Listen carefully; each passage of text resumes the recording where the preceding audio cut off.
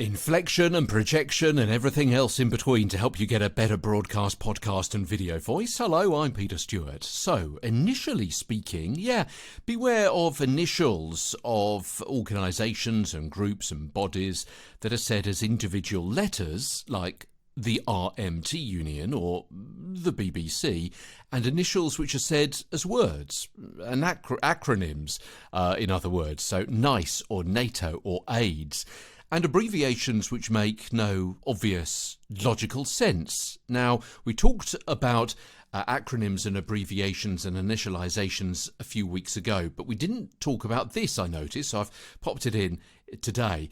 Abbreviations which make no obvious sense, but we still know how to say them, almost instinctively.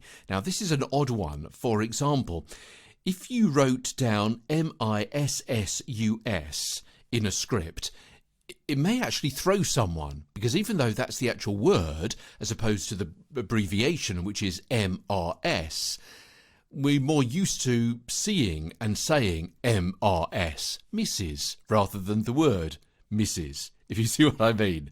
So that may actually throw you. There are also initials which may look as though they are a word, but they're not. So you may want to consider putting a full stop or a hyphen between letters said as acronyms. For example, US, U.S for United States. So you read it as US and not us, which could cause a bit of a problem, a little bit of embarrassment as well. And the same could be said for acronyms which are actually written as words, so save confusion. So if you are talking about NATO, then instead of spelling it out capitalised NATO, maybe write it as capital N, lowercase NATO, and so on. I'm sure you get the drift with that. That is initials. Tomorrow, problematic pronunciations, as Get a Better broadcast, podcast and video voice continues. From London, I'm Peter Stewart.